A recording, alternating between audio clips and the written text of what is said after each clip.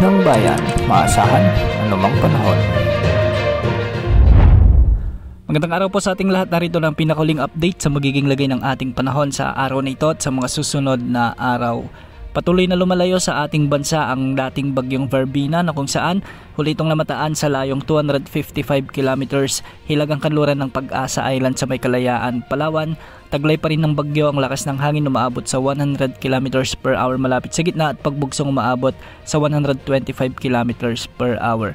Kumikilos ito ngayon ng mabagal ng pakanluran hilagang kanluran at nakakaapekto pa rin ang trough o yung extension ng bagyong ito sa Palawan, Occidental Mindoro kung saan magdadala ito ng maulap na kalangitan at kalat-kalat na pagulan at thunderstorms. Mag-ingat pa rin po ang mga lugar na ito sa banta ng mga biglaang pagbaha o pagguho ng lupa, lalo na kung may mga umiiral na katamtaman at minsan ay malalakas na pag-ulan. Samantala, shear line naman ang weather system na nakakaapekto ngayon sa may Apayao, Kalingam, Cagayan at Isabela at magdadala rin ito ng maulap na papawirin na may mga kalat-kalat na pagulan at isolated thunderstorms.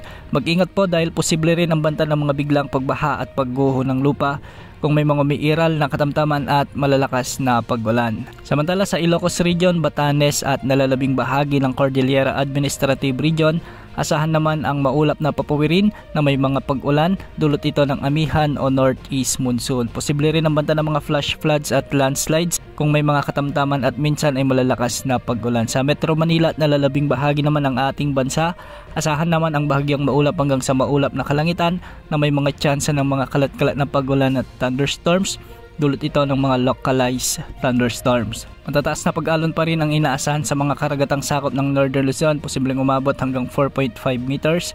Sa western section ng Southern Luzon, posible ang mga pag-alon hanggang 2.8 meters.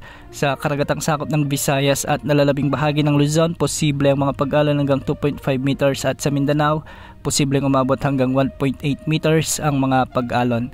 Wala tayong minomonitor ngayon na LPA o bagyo na posibleng makaapekto sa ating bansa sa susunod na 2 araw. Ngunit kung pagbabasehan natin ang latest Tropical Cyclone Threat Potential Forecast ng Pag-asa ay may pamumuo ng sama ng panahon na inaasahan sa unang linggo ng Disyembre. Sa ngayon nasa katamtaman na ang tsansa nitong maging bagyo ayon sa Pag-asa. At kung titignan natin sa kanilang inilabas na Tropical Cyclone Threat Potential Forecast ay posibleng dumaan muli ito sa bahagi ng Kabisayaan sa mga susunod na araw. Kung sakaling maging bagyo ito ay tatawagin ito sa local name na Bagyong Wilma. Sa ngayon may cloud cluster na nasa silangan ng ating bansa at posibleng dito magmula ang inaasahang sama ng panahon na ito. Mantabay sa ating channel para sa mga susunod na updates. Yan muna ang latest sa lagi ng panahon. Ito po ang weather update ng bayan, maasahan anumang panahon.